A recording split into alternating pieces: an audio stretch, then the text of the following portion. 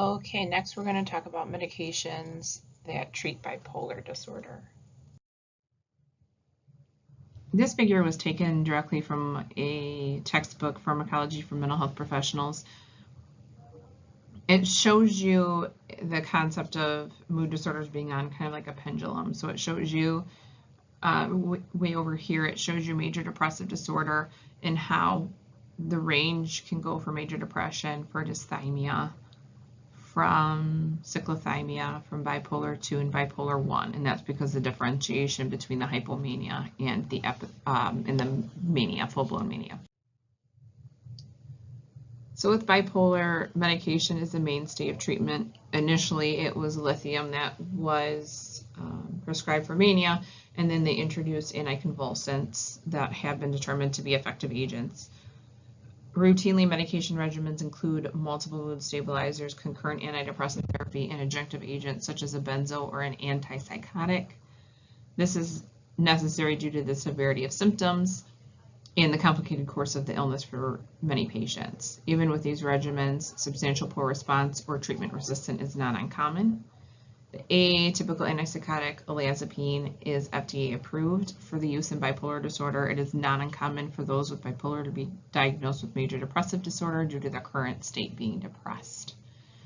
Patients have poor recollections of their past mood states. So when a person comes in that may have bipolar but their current state is depressed, they're going to recall only their current state of depression. They don't recall those moments of mania or hypomania.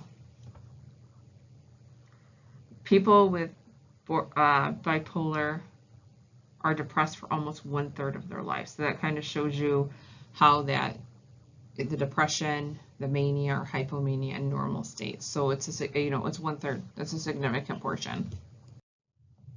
Which depression is it? So a survey of 600 bipolar patients found that more than 1/3 sought help within 1 year of symptom onset. 69% of those later diagnosed bipolar patients were not diagnosed with bipolar, but instead major depressive disorder. The average number of physicians consulted before a correct diagnosis was achieved was 4. So they had to see 4 different physicians before they were diagnosed correctly. And 1/3 of those did not receive a bipolar diagnosis for 10 years. So this is a perfect example on why we need to be thorough in our interviews and our evaluations and assessments and make sure we are diagnosing the person appropriately.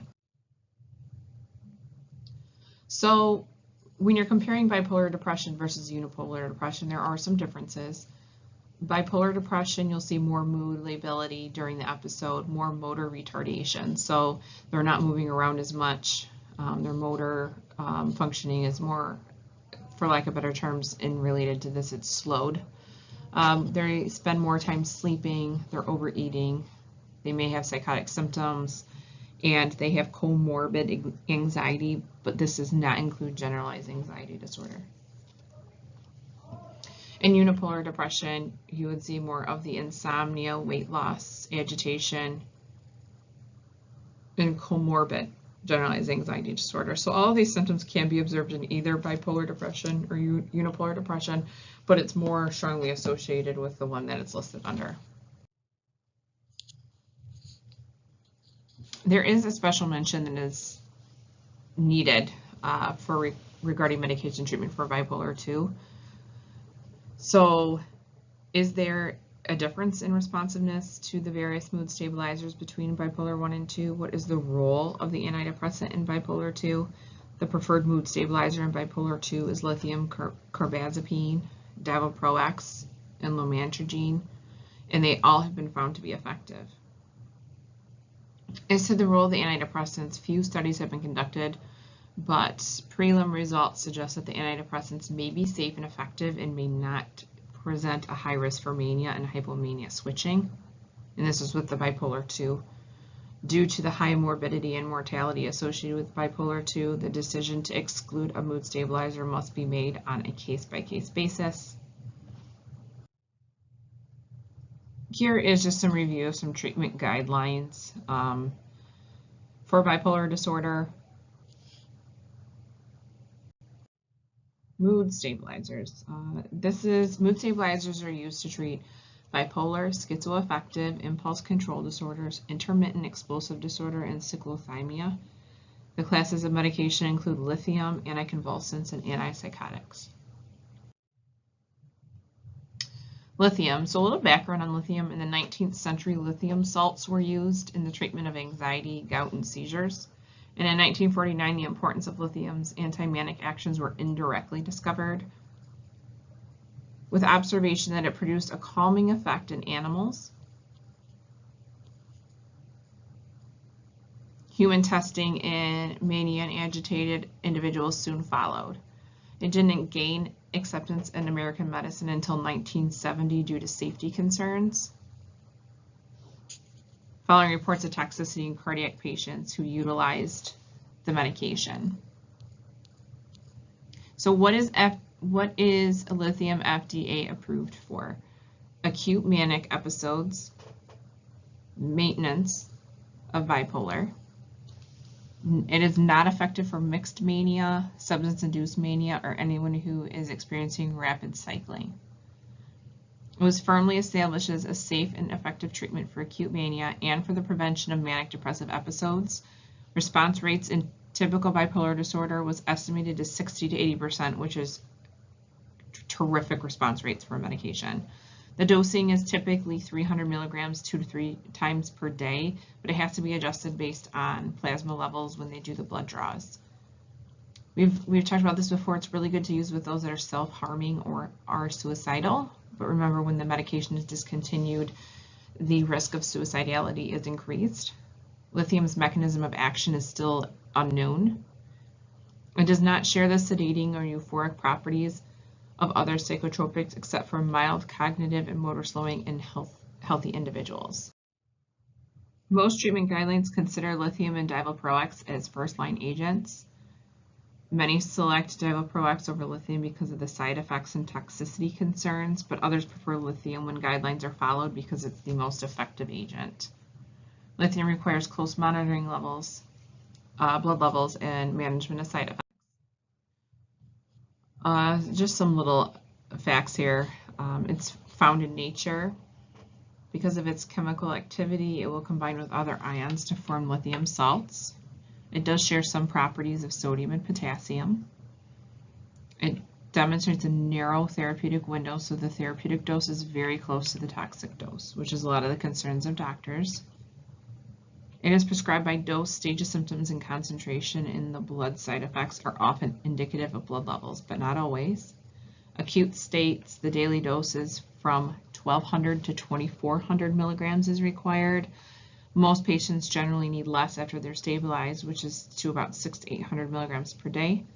And acute episodes resolve, patients become more intolerant of side effects. The onset of action occurs in 5 to 14 days, but full stabilization may take up to several months. Lithium has slow neuronal transmission. It decreases glutamate during mania. It increases glutamate during depression and increases serotonin levels. It treats acute episodes of mania and depression. And this is something you want to use if the person is suicidal. They have done research, and it has been found that it did have a reduction in the rate of completed suicides by 15%. And I know you might be thinking that's not very much. Well, it is when you're thinking about people's lives. 15% is 15%. It is not metabolized in the liver. It's excreted through the kidneys. The half-life is 24 hours. The steady state is 5 days, which we all know what that means now, right? From Module 2. And peak levels in 2 hours, where the extended release is 4 to 4.5 hours. So will lithium work? There are some predictors for some good response and bad response. Good response predictors include a past good response for self or family, a classic euphoric mania. If the sequence is mania, depression, mania, there's no psychosis or rapid cycling. A bad response is if they have mixed mania, irritable mania, secondary mania, psychosis, rapid cycling. If the sequence is depression, mania, euthymia, and comorbid substance abuse. So mechanism of action for lithium, it's not exactly known, like I stated, but they found some research that suggest what the effects are on the neurotransmitter systems. Side effects range from a relatively benign transient symptoms to toxicity that can be fatal. Side effects fall into the following categories: gastrointestinal, nervous system, endocrine, renal, hematological, cardiovascular, dermatological, weight gain, if it's a teratogenic, and monitoring blood levels. Gastrointestinal, they have nausea, vomiting, diarrhea, and it can occur at various degrees at any time during treatment. So it could be doing good and then all of a sudden get bad. It may occur at the beginning or during dose increases. The GA symptoms are one critical indicator of toxicity of lithium. Obtaining blood levels after the presence of these symptoms is important, because after you rule out an elevated lithium level as the cause of the GI symptoms, you have to change from one dose form to another. So especially long-acting or liquid is helpful in these cases. It can be administered after meals, or the total daily dose may be divided into smaller doses to assist with alleviating any nausea. Lithium effects on the nervous system and the neuromuscular system. Initial complaints tend to diminish over time, and these complaints are headaches, lethargy, and muscle weakness. Nearly 50% of patients experience a fine hand tremor at some time during the treatment. For most people, the symptom remits. For 10% of the patients, it continues, and tremors become worse when the individual is reaching for something. So when it's kind of like that controlled goal movement. Sustained tremors at therapeutic levels can be managed by limiting stimulants such as caffeine, which often worsen the tremors, and they also could be treated with beta blockers, such as Inderal. Not all neurological side effects are benign. Some could be indicators of toxicity, such as worsening of tremors, any confusion, being in a stupor or slurred speech. All of those require a check of blood levels to rule out toxicity. Severe toxicity can result in seizures, central nervous system depression, irregular heartbeat, decreased kidney function, coma, or death. Emergency measures such as dialysis can be utilized for lithium intoxication because there is no antidote, so nothing that can reverse it. Severe toxicity can resolve as the drug is eliminated from the body, which takes place over several days. A small percentage of patients are left with permanent neurological impairment following acute or chronic dosage in excess. Anticonvulsants. These act on ion channels. For sodium, they make these sodium channels open and close at a steady rate. In mania, the sodium channels open faster and let in large amounts of sodium activating the neuron. So anticonvulsants keeps this opening and closing at a steady rate, which slows the transfer of sodium through channels, decreasing their activity. In regards to GABA, they inhibit and break down and reduce uptake. This augments synthesis and release, and glutamate may inhibit release, which decreases neuronal excitation. These are your anticonvulsants: Depakote, Trileptal, Tegretol, Lamictal, Topamax, and Neurontin. Depakote or valproic acid is FDA approved for acute mania, mixed episodes, seizures, migraines. The mechanism of action is it inhibits voltage-sensitive sodium channels, and it boosts GABA. It shows positive responses with mixed episodes, rapid cycling, more so for females than males, schizoaffective disorder, any comorbidity with substance abuse and anxiety. The half-life is 8 to 17 hours, and the steady state is about 4 to 5 days. There are side effects with Depakote. These are your common ones: any gastrointestinal stress, sedation, tremors. Your liver enzymes elevate. You have hair loss, increased appetite, such as weight gain, will result a risk of bleeding in those that are elderly, and it's a teratogenic, which is it can cause neural tube defects. So it causes a folic acid deficit because it drains folate, and women need folic acid when they're pregnant to prevent neural tube defects. So with Depakote, you want to get a baseline, get a medical history, get labs drawn before medication is administered, get any abnormal bleeding history, and you want to warn them about all of the different risks of the pancreatic, the hepatic, the hematological risks. Next is Tegretol. It is FDA approved for partial seizures with complex symptomology, generalized tonic-clonic seizures, also known as grand mal seizures, mixed seizure patterns. It is a CYP450 autoinducer. So what does this mean? Your cytochrome P450 enzyme are essential for the metabolism of any majority of your medications, not any. Although this class has more than 50 enzymes, 6 of them metabolize 90% of the drugs, with the 2 most significant enzymes being the CYP3A4 and the CYP2D6. There is genetic variability or polymorphism in these. They may influence a patient's response to commonly prescribed drug classes, including beta blockers and antidepressants. It also treats mania and treatment-refractory depression. It induces its own metabolism and metabolite, and the metabolite that it produces is active. So you want to check for levels and adjust dosing. It is indicated for rapid cycles and mixed patients, and steady state is achieved after 5 days. So next are some side effects for Tegretol. There are some cognitive problems, but it's less than what is seen in lithium, of confusion. You see less weight gain and tremors and hair loss than you would see in Depakote. There is a risk for rash, and once again, we're talking about that Stevens-Johnson syndrome.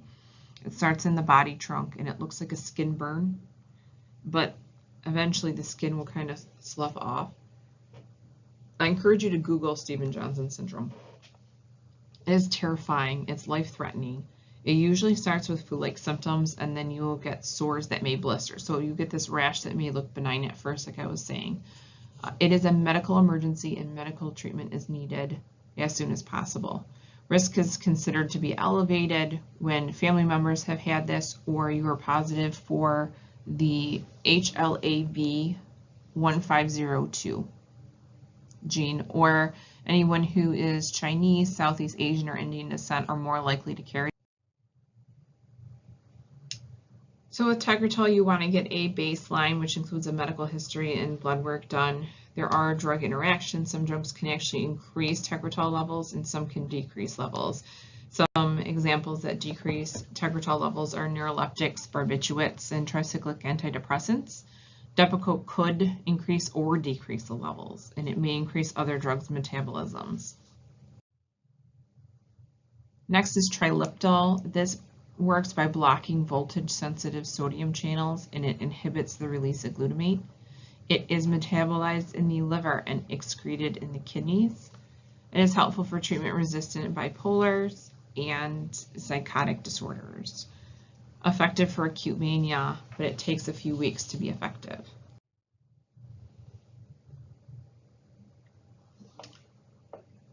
So there is obviously side effects with triliptol. Some of them more severe than others. So sedation, dizziness, ataxia, and nystagmus. This is when your eye darts back and forth. Confusion, nervousness, fatigue, and it goes all the way to suicidality, which is considered rare. Dosing is 1,000 to 2,400 milligrams per day. It's usually in 2 doses of 600 milligrams. It increases every 3 days by 300 milligrams. Next is Lamictal. It is FDA approved for maintenance of bipolar. It is effective for bipolar and depression. It stabilizes mania, mixed, and depression, and it reduces relapse of both depressive and mania phases. It is also used for neuropathic or chronic pain. Once again, this is the Stevens-Johnson syndrome. We talked about this previously a few times. In the case of Lamictal, 1 in every 1,000 people that take it will receive Stevens-Johnson syndrome within the first 8 weeks. It inhibits sodium channels and decreases excitation by inhibiting glutamate release. FDA approved for maintenance phase, reduces relapses of mania and depression. Side effects of Lamictal, rash, dizziness, dry mouth, nausea, vomiting, blurred vision, muscle aches, back pain, and sedation. Next is Neurontin or gabapentin. It is FDA approved for seizures. It is not FDA indicated for mood disorders, which includes bipolar or anxiety. So if Neurontin is being used for these, it is off-label. It is used in people who are anxious. It is less sedating than benzodiazepines. It is excreted through the kidneys, so you need to monitor for kidney impairment. It is okay to use in those that are liver impaired because it is excreted through the kidneys. It has shown some efficacy in manic phases. There are some side effects: sedation, dizziness, and ataxia. And the mechanism of action is it inhibits voltage-sensitive calcium channels, and there's no action on GABA. Next is Topamax. Topamax also has a nickname as Dopamax because it causes cognitive slowing. So Topamax enhances GABA function and reduces glutamate through actions taken on the sodium channels. It is FDA approved as an anticonvulsant and for migraines. It is not FDA approved for mood disorders. It may or may not stabilize mood. They've had inconsistent trial results with that. The taper is slow. For migraines, it's about 50 milligrams, and for seizures, it's 200 milligrams. Side effects: glaucoma, kidney stones, decreased sweating. Foods may taste funny, such as pop. Weight loss. So how this works is it is suggested that it tricks the brain that it's been fed, so it's not hungry. So you don't need to eat because you've been fed. It also causes cognitive dulling, which decreases memory and cognition. Antipsychotics. They're typical and atypical antipsychotics. They can be used to treat mania. Atypical antipsychotics treats mania in mixed moods. It may improve insomnia, cognition, and mood, and can be combined with lithium and depo. These are your atypical antipsychotics. These are the newer ones: clozapine, olanzapine, risperidone. I'm trying to think of the ones that you would see. Those would be the ones that you would see the most typically working with someone with a mood disorder. Your older antipsychotics, also known as typical antipsychotics, these are your, I'm going to pick out the ones you'd see the most. This would be compazine, prolixin, thorazine, and Haldol. So here are FDA-approved bipolar treatment regimens. I got this from Medscape in order of, you can look at the trade name here. So you can look here, so Depakote is effective in mania. Lamictal is in maintenance. Lithium is for maintenance and for mania.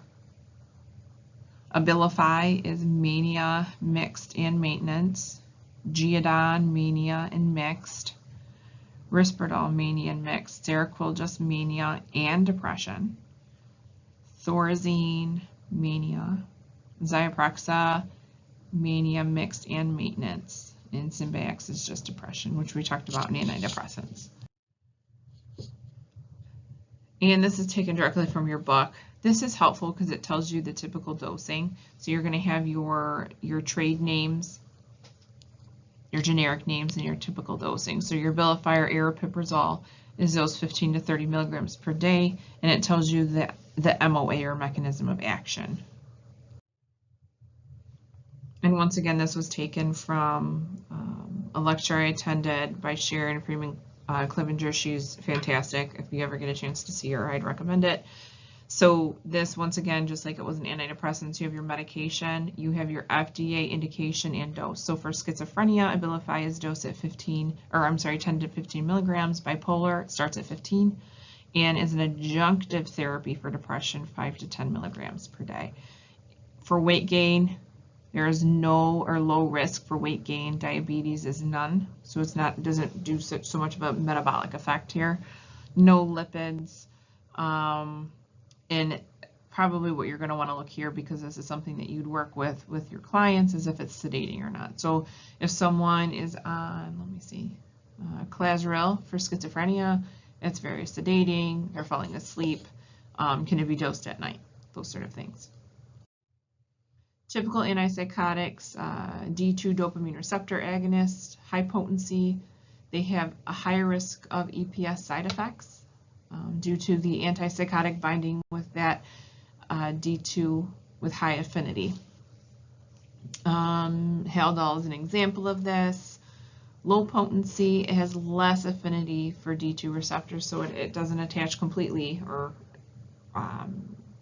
to those receptors, but it does interact with non-dopaminergic receptors. So thorazine is an example. Atypical antipsychotics, serotonin, dopamine 3 antagonists. They are atypical in the way they affect serotonin and dopamine in the 4 dopamine pathways.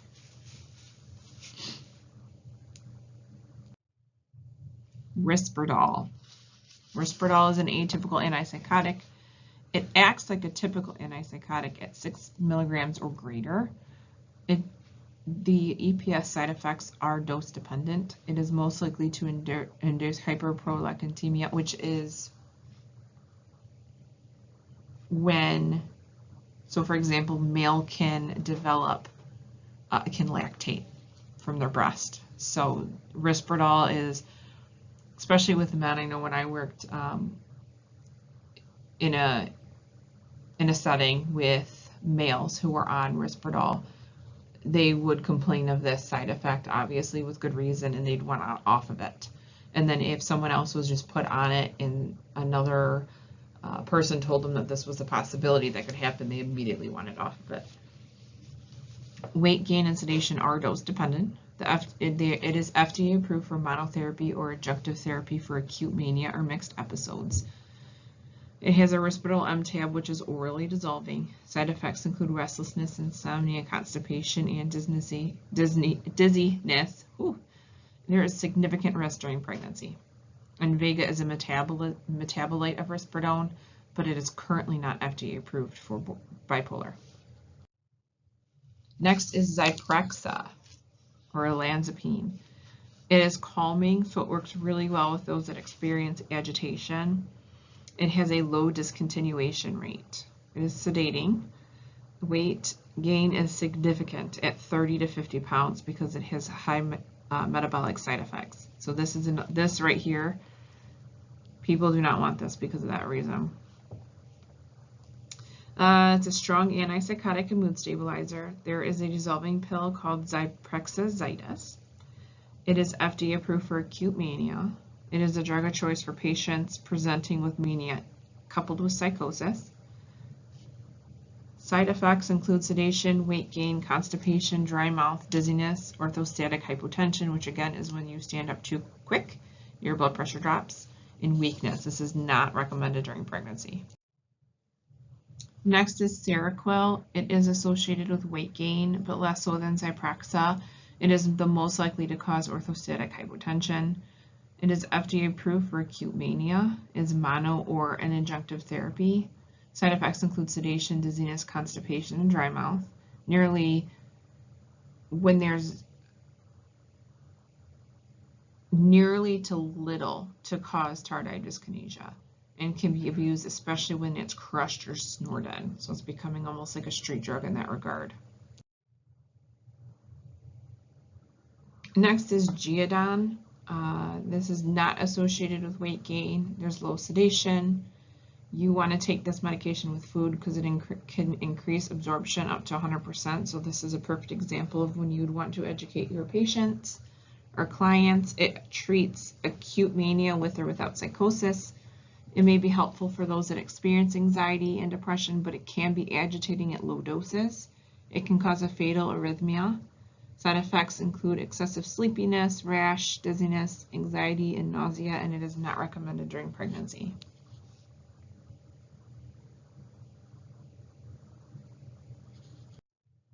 Abilify, aripiprazole. So we did see this in the antidepressants. It is a D2 partial agonist, dopamine agonist in the frontal cortex. It increases dopamine in the limbic system. It prevents dopamine from binding. There's no weight gain and it is less sedating, so this can be taken in the morning. It is not good for sedating someone that has acute agitation. So if you're trying to use a side effect of sedation to help someone who's agitated, would not be the go-to. It works well with an antidepressant. It does not work well for hallucinations. It is clinically effective as a mood stabilizer. It is FDA approved for schizophrenia and schizophrenia maintenance, acute mania and mixed mania, bipolar maintenance, an adjunctive for depression, and irritability in children 6 to 7 that have autism. So that irritability that is often seen, or can be seen, I should say, in autism. This is also not recommended during pregnancy.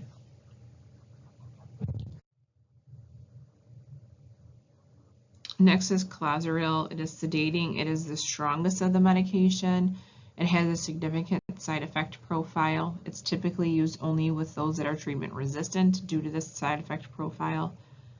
And those include treatment-resistant schizophrenia and severe mania. It is quite effective, but it does require weekly blood draws until 6 months. And after 6 months, it's every 2 weeks while on the medication. There is an increased risk of seizures, especially if augmented with lithium. Weight gain, sedation is highest when compared to other medications. Side effects are pretty standard when in comparison to others: weight gain, sedation, orthostatic hypotension, salivation, headaches, constipation. It is not known to be a teratogen, and it's orally dissolved. They have an orally dissolving pill. Symbyax, it is FDA approved for depressive phases of bipolar disorder. It is the combination of Prozac and Zyprexa. Sapris, this is a FDA-approved medication for acute treatment of schizophrenia and the acute treatment of manic and mixed episodes associated with bipolar 1 in adults as a monotherapy. And you can see it has quite a few mechanisms of action. It is a combined blockade of the dopamine 2 and serotonin 2 receptors. It has an affinity for the following serotonin receptors and dopamine 3 receptors. As a reminder, affinity is how well a drug can actually bind to a receptor. So if someone has a higher if a medication has a higher affinity, it means it's a fast, strong binding. So it completely fits. And then it has a moderate receptor affinity for histamine, and it has no affinity for acetylcholine. It has an advantage in that it can be administered sublingually, assisting in compliance. An example of this would be in hospital settings. In the current setting I'm in now, it helps with those that cannot cheek their medication because it's it can be administered sublingually. Latuda, or lorazepam, it is FDA approved for schizophrenia and bipolar. Latuda has the advantage of reduced side effects. It must be taken with food, and dosing is 40 to 160 milligrams a day. Vraylar is approved for schizophrenia and bipolar depression, 1, acute mania, and mixed. Mechanism of action: dopamine and serotonin partial agonists. It is a 5-HT2A antagonist, which produces no sexual side effects, but it also is a 3A4 substrate, so you want to be careful with interactions with other drugs. There are black box warnings such as increased death, dementia-related psychosis. Antipsychotic side effects. There are significant side effects for antipsychotics, and tardive dyskinesia is one of those. Those are involuntary muscle movements. This may or may not resolve after the discontinuation of a med, so it could be permanent. Neuroleptic malignant syndrome, or NMS. This is severe muscle rigidity, altered mental status, autonomic instability, fever, elevated white blood cells, CPK and LFTS, and it can be fatal. And your EPS, this is, once again, we covered this in antidepressant, or in your antidepressant module, but it's that muscle rigidity, tremors, and involuntary movements. Artane and cogentin can help with this side effect, and a beta blocker is good for akathisia. And here is, once again, this is taken from Sharon. This is the same as the other ones. You're looking mostly at your sedating profile, diabetes risk, weight gain risk. This tells you your medication, and I really like this because it tells you the dosing for the FDA indication, so your schizophrenia, your bipolar, your depression. And that was from Sharon Freeman Clevenger. And those are your sources.